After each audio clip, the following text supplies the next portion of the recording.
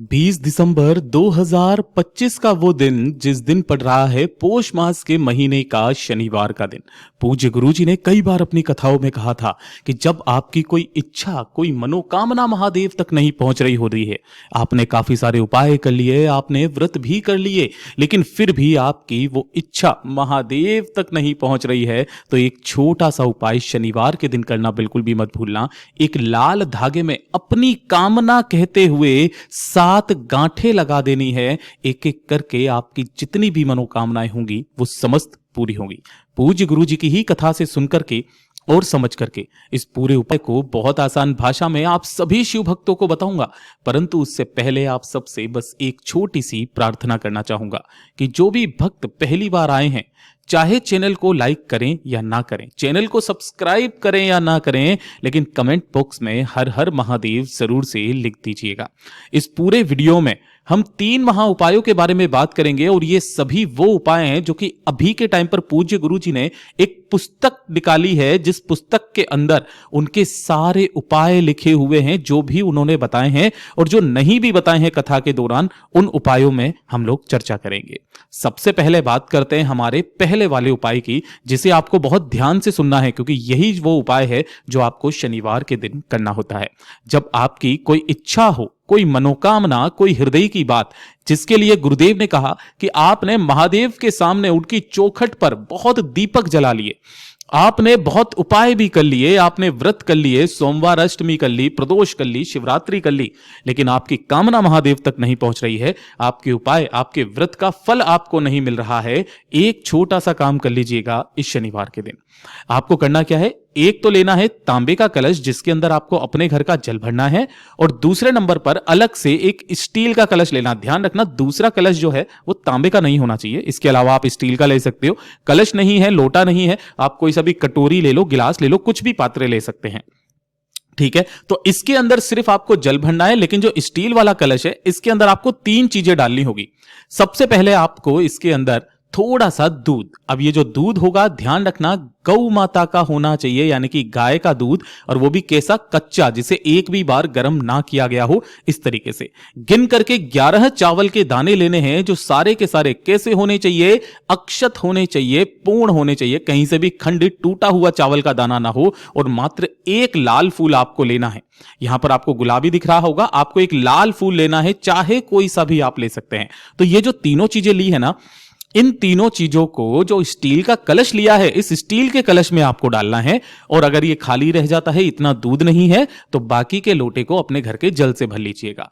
कलश खाली नहीं रहना चाहिए। अब ये जो 2 कलश है ना, इन दोनों कलश को लेकर के साथ ही साथ एक सबसे महत्वपूर्ण चीज, लाल कलावा, मोली कलावा, लच्छा, जो भी आप इसे बोलते हो, मोली कलावा आपको लेना है। कितना लेना है कि जो भी व्यक्ति इस उपाय को कर रहा है, आपको अपनी लंबाई के बराबर तक का ये लाल धागा लेना है। जितनी आपकी लंबाई है, अपनी लंबाई के बराबर तक का लाल धागा आपको ले लेना है, ठीक है। इन सभी को लेकर आपको शनिवार के दिन पहुंचना है किसी भी पीपल के वृक्ष के पास में, जो भी आपके घर के आसपास में हो। यहां पहुंचकर हो सके तो सबसे पहले गोल भाती का दीपक पिपलेश्वर महादेव का ध्यान करते हुए आपको लगा देना है। लगा देने के पश्चात जो सबसे पहले आपने जो दूध का कलश लिया है, उस दूध के कलश को अपने दोनों हाथों में लेकर अपना नाम और अपना गोत्र बोल करके इस संपूर्ण दूध के कलश को, जिसके अंदर आपने अक्षत, चावल, फूल डाले हुए हैं, उसे आपको पिपलेश्वर महादेव का नाम लेकर के समर्पित कर देना है, नाम और गोत्र बोल करके। उसके 2 मिनट के बाद में आपको अपनी कामना कहकर के जो 1 लोटा शुद्ध जल लेकर के आए हो, उस 1 लोटे शुद्ध जल को उसी जगह पर समर्पित करना है। अपनी कामना कहकर के, जिस कामना के लिए आप आए हो, वो लोटा जल भी उसी जगह पर समर्पित कर देना है। तत्पश्चात आपने जो मोली कलावा लच्छा लिया है ना, अब उसका क्रम ध्यान से सुनिएगा। आपको अगर जो मोली कलावा लच्छा है, वो आपको इसके तने के चारों तरफ इस तरीके से बांधना है।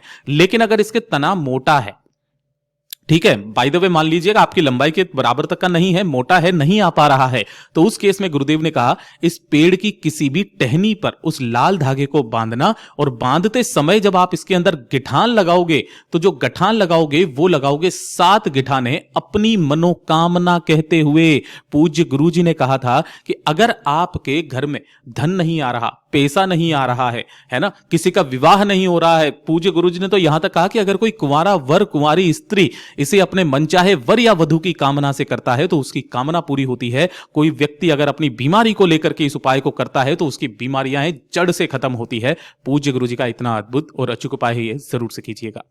बात करते हैं दूसरे वाले उपाय की। यह सबसे ज्यादा खास और विशेष उपाय होने वाला है। पूज्य गुरुजी ने कहा कि ये जो शनिवार का दिन होता है ना, ये वो दिन होता है जिस दिन अगर आपकी कुंडली में किसी भी तरीके का कोई शनि दोष है या शनि दोष के अलावा भी कोई और दोष है जिसकी वजह से आपकी कुंडली में कुछ भी अच्छा नहीं हो रहा है, शनि महाराज जी के कारण कोई बड़ा भारी रोग हो गया है या फिर आपके बनते कार्य जो हैं वो बिगड़ रहे हैं, कार्य बन ही नहीं रहे हैं, आप बहुत ज्यादा हताश हो चुके हो, किस्मत साथ नहीं दे रही, दुर्भाग्य पीछा नहीं छोड़ रहा है, जिस कार्य में हाथ डाल रहे हो सफलता नहीं मिल रही है, तो पहले तो गुरुदेव ने कहा जो भी शनिवार का दिन पड़े उस शनिवार के दिन एक दीपक, चाहे तो गाय के घी का चाहे सरसों के तेल का, आपके घर के आसपास जो भी पीपल का पेड़ हो उस पीपल पेड़ के नीचे उस दीपक को जलाना प्रारंभ कर दीजिए शनिवार के दिन शाम के समय प्रदोष काल में। प्रदोष काल कौन सा होता है? सूर्यास्त जब होता है तो सूर्यास्त के 45 मिनट पहले और 45 मिनट बाद का जो समय होता है वो प्रदोष काल कहलाता है। उस समय पर यह एक दीपक पीपल पेड़ के नीचे लगाना स्टार्ट कर दीजिएगा।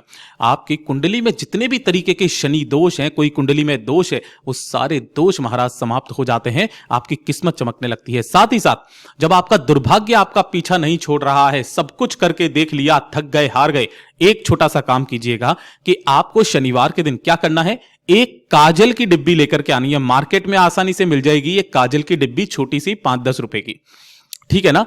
या फिर अगर आपके घर में कोई काजल रखा हुआ है तो उसे भी किसी काले कपड़े के अंदर थोड़ा सा चिपका करके बांध करके, है ना, उसी काजल की डिब्बी को जो भी व्यक्ति है जिसकी किस्मत साथ नहीं दे रही, दुर्भाग्य पीछा नहीं छोड़ रहा है, उसे घाटे पे घाटा हो रहा है, उसके सिर से लेकर पैर तक घड़ी की सुई की दिशा में आपको 21 बार उतारा कर लेना है। कितनी बार? 21 बार घुमा लेना है। और 21 बार घुमाने के पश्चात किसी भी एक पीपल के पेड़ के पास में जाना, हो सके तो वहां पर सबसे पहले एक गोल बाती का तेल का या घी का दीपक प्रज्वलित करके वहीं पर एक छोटा सा आपको गड्ढा खोदना है और उसी गड्ढे के अंदर उस काजल की डिब्बी को या जिस कपड़े के अंदर आप काजल लेकर के आए हो उसे यहां पर दबा देना, ऊपर से 2 पत्थर रख देना ताकि इसे कोई निकाल ना सके।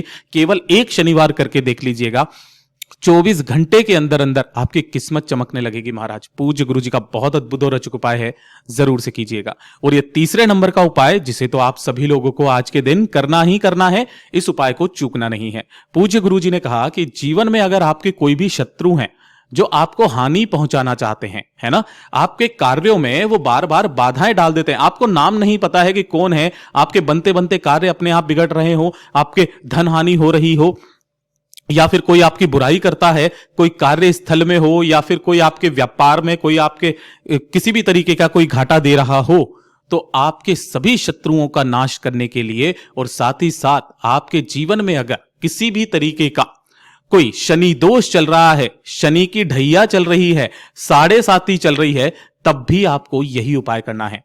पूज्य गुरुजी ने कहा मात्र 1 चुटकी काले तिल आपको लेना है।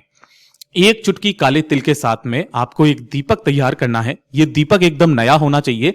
इसके अंदर आपको भरना होगा सरसों का तेल, पूरा का पूरा आपको सरसों के तेल से ही भरना होगा, ठीक है। इसके अंदर आपको लगानी होगी गोल बाती, जिसे फूल बाती कहते हैं, ध्यान रखना लंबी बाती नहीं, गोल बाती आपको लगा देनी है और इसे प्रज्वलित कर लेना है, जला लेना है। ध्यान रखना शाम के समय पर यह उपाय करना है। शाम के समय अगर आपके घर के आसपास कहीं पर भी कोई शनि महाराज जी का मंदिर हो, गुरुदेव ने तो यहां तक कहा कि अगर आपके घर के आसपास कोई शनि महाराज जी का मंदिर नहीं है तो कहीं पर भी पीपल का वृक्ष ढूंढ लो, जहां पर आपने अभी ऊपर वाला उपाय किया था उसी जगह पर किसी भी एक पीपल के वृक्ष के पास में जा सकते हो। दोनों में से किसी भी स्थान पर चले जाइएगा, ठीक है। सबसे पहले क्या करना है, अपने सिर के ऊपर से 1 चुटकी काले तिल को 7 बार घुमा करके, कितनी बार? 7 बार घुमा करके अपनी कामना कह करके पीपल वृक्ष के नीचे या फिर जो शनि महाराज जी के यहां पर कर रहे हो तो शनि महाराज जी के कदमों में आपको 1 चुटकी काले तिल को रख देना है। रख देने के पश्चात जो आपने एक दीपक लिया है, इस दीपक को यहां पर प्रज्वलित करना, जलाना, और जला करके यहीं बैठ करके पहले एक बार शनि चालीसा का पाठ और शनि चालीसा के पाठ के बाद में भूलना नहीं है आपको एक बार हनुमान चालीसा का पाठ जरूर करना है। इसका क्रम पूज्य गुरुजी ने कथा के अंदर बताया था, अगर मैं अभी बताऊंगा तो वीडियो ज्यादा लंबा हो जाएगा। दोनों का एक एक पाठ करके आ जाइएगा, 3 से 4 शनिवार करके देख लीजिएगा महाराज, आपकी वो समस्त कामनाएं पूरी हो जाएगी। पूज्य गुरुजी के सभी उपाय बहुत ही ज्यादा खास और अद्भुत है, जरूर कीजिएगा। वीडियो पसंद आए तो लाइक करना, चैनल को सब्सक्राइब जरूर से कीजिएगा।